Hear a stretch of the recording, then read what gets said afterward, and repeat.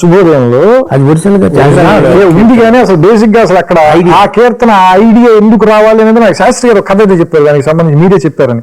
ఇది మన సులక్షణ వాళ్ళ ఫంక్షన్ లో ఇంట్రడక్షన్ అది. అవును, ఆ పాట దేవాలయంలో కృష్ణాష్టమి రోజున గంధము పోయేరుగా అది ఆ సిచ్యువేషన్స్ అని మనం ఎంచికిపోతావా కృష్ణమ్మ ఏం పాట ఏం పాట ఒక లైన్ అని ఒకసారి కంచికి పోతావా కృష్ణమ్మ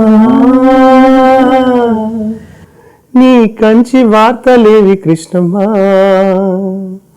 కంచిలో ఉన్నది బొమ్మ, అది బొమ్మ కాదు ముద్దు గుమ్మ, కంచిలో ఉన్నది అది బొమ్మ కాదు ముద్దు గుమ్మ. రైటర్స్ నేను అనేది ఏంటంటే మీ యొక్క ప్రతిభ చూపించేయండి, మనకు అడ్డం పడే ప్రొడ్యూసర్ లేరు. నిజంగా ఇదే చెప్తాను, అడ్డం పడి దబ్బుకున్న అర్థం కాదండి పొద్దుటాళ్ళు అంటే బెటర్ అండి, ఉదయం అంటే ఎవరికి అర్థం అవుతుంది అనేవాళ్ళు లేరు ఇంతవరకు. వాళ్ళు భయపడి చెప్పరు, మరి లేకపోతే ఎందుకు చెప్పరు నాకు చెప్పరు. లేకపోతే ఏమవుతుందంటే అంత విజ్ఞానం పెట్టుకుని వాళ్ళని తెచ్చుకుని నేను అది చిన్న చెంబు తీసుకెళ్ళాలి, బిందె తీసుకెళ్తే గంగలో బోర్డు తెచ్చుకోవచ్చు నీళ్ళు, అంతే కదా. వాడు గంగా ప్రవాహం వాడు ఎంత అండి వాళ్ళ నాలెడ్జ్ ఎంత అసలు. శాస్త్రి గారు తక్కువ రాశాడు, శాస్త్రి సుందరామూర్తి గారు తక్కువ రాశాడా? మీకు విశ్వనాథ్ గారి సినిమాలు అనగానే బాగా వెంటనే చెప్పే పాటలు ఏంటి, మీకు నచ్చిన పాటలు ఏంటి సార్? ఒకటి కాదండి, చాలా ఉన్నాయి. నాకు ఫస్ట్ చెల్లెలి కాపురంలో ఒకటి చాలా ఇష్టం. ఏంటంటే ఆ నైట్ టైము ఆ అమ్మాయి ఇంటికి వచ్చినప్పుడు ఒక పాట పాడతారు సార్, వాణిశ్రీ వచ్చినప్పుడు నేను ఫెయిట్ చేస్తున్నాను అబద్ధం చెప్పి, కనుల ముందు నీవుంటే కవిత పొంగి పారదా, ముందు నీవుంటే కవిత పొంగి పారదా. నేరము శిక్ష సార్, ఏమి సినిమా సార్ అది. నేరము శిక్ష నాకు ఇప్పటికీ హై వచ్చే చెప్తుంది, మనం ఊహించాం.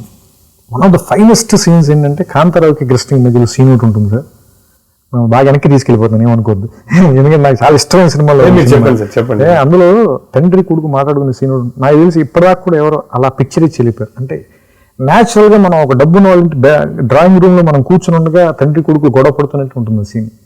వాడు కారు ఫాస్ట్గా తోలుతూ ఫ్రెండ్తో ఒక రేస్లో వెళ్తూ ఆ కారుతో గుద్దేస్తాడు, ఒకటికి కళ్ళు పోతాయి, ఒకటికి ప్రాణమైపోతుంది. వాళ్ళిద్దరూ యాక్చువల్గా పెళ్లి చూపులకు వెళ్తుంటారు.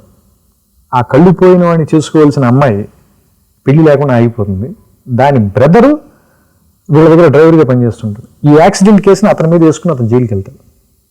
సో వదిన గారు అమ్మాయిని ఇంట్లో నుంచి గెంటేస్తుంది. ఒక్కడే ర్యాష్ డ్రైవింగ్ ఎంతమంది జీవితాన్ని ఎఫెక్ట్ చేసేస్తుంది అని చూపించేసి నేను తండ్రి కొడుకుని తిడతాడు, నువ్వు నా కొడుకు కాబట్టి ఈ రోజున మీద వేసుకుని వెళ్ళడానికి ఒక డ్రైవర్ ఉన్నాడు, పోలీస్ జీప్లో కూర్చోడానికి ఒక నేరస్తుడు ఉన్నాడు, అదే లేకపోతే నీ పరిస్థితి ఏంటి, అంత ఒళ్ళు మరిచిపోయి తిరుగుతున్నాను అది ఇదని తిడితే కొడుకు ఫాదర్ గొడవ పడి కొడుకు ఇంట్లో నుంచి బయటికి వెళ్ళిపోతారు. వెళ్ళిపోయి ఏదో ఫ్రెండ్స్తో గొడవ పడతాడు. ఆ కథ అంతా మనకి ఇప్పుడు అప్రస్తుతం. ట్రైన్లో కూర్చుంటే ఒక అమ్మాయి సూసైడ్ చేసుకోవడానికి ట్రై చేస్తుంటే అమ్మాయిని ఆపుతాడు, ఆపి కూర్చోబెడతాడు. ఎందుకు చచ్చిపోవాలనుకుంటున్నావు అంటే ఆ అమ్మాయికి తెలిసి వీడెవడో మా అన్నయ్య మీ దగ్గరే డ్రైవర్గా పనిచేసేవాడు అండి, నా పెళ్లి సంబంధం తప్పిపోయింది, అందుకని మా వద్దుని సూటిపట్టు మాటలు భరించలేక నేను చచ్చిపోతాను డెసిషన్ తీసుకున్నాను అంటే. Now he's facing the reality bites అంటాం కదా కరెక్ట్గా, ఆ మాట రియాలిటీ బైట్స్. అప్పుడు సాంగ్ స్టార్ట్ అవుతుంది. మనం ఎక్స్పెక్ట్ చేయం అసలు. చేసిన పాపం ఒకరిది వీడిది, శిక్ష మరొకరిక, ఒకరిదా నేరం వేరొకరికా శిక్ష, దాంతో మొదలవుతుంది ఆ పాట. అది ఇంకో సినిమాలో 3 సార్లు వస్తుంది. తర్వాత కళ్ళు పోయిన వాడిని చూసినప్పుడు వస్తే, భర్త పోయిన కృష్ణకుమారిని చూసినప్పుడు ఇంకొకసారి 3 సార్లు వస్తుంది ఆ పాట. అది one of the finest songs.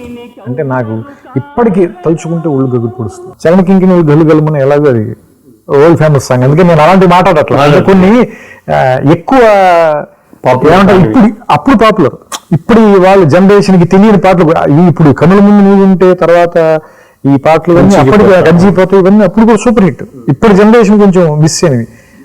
రాయి అయితే నేమిరా దేవుడు, అదే శుభోదయంలో పాట. రాయిలా ఏమంటారు హాయిగా ఉంటాడు జీవుడు, అదొకటి వన్ ఆఫ్ ఫైనెస్ట్ సాంగ్స్ ఆ పాట కూడా. దాంట్లో కూడా మంచి డ్రామా వస్తుంది. వాళ్ళ వదిలేస్తాను తెలిసేటప్పటికి దాని నేషనల్ సాంగ్ గొప్ప ప్రబోధాత్మక చేసేసి తర్వాత నాకు తెలిసే పిచ్చుకుంటా ఉంటున్నారా మీరేం పడుతున్నారని పొలం అప్పుడు పాడేస్తుంది మళ్ళీ. చిన్నపిల్లలు ఇద్దరు మహారాజు వచ్చారు మా ఇంటికి వచ్చారు, మంచి వారంట మనసున్న వారంట మాకెంతో నచ్చారు. చిన్న మాట చాలా అందంగా ఉంటుంది. అంటే వాడు ఆ పాట పూర్తయ్యేసరికి ఆ అబ్బాయిని పెంచేసుకోవాలి అని అనుకోవాలి యాక్చువల్గా. అది వెళ్ళి అర్థం పెంచేసుకుంటాడు, ఆడ నాగేశ్వరరావు అవుతాడు. గమగస మగస గస నీ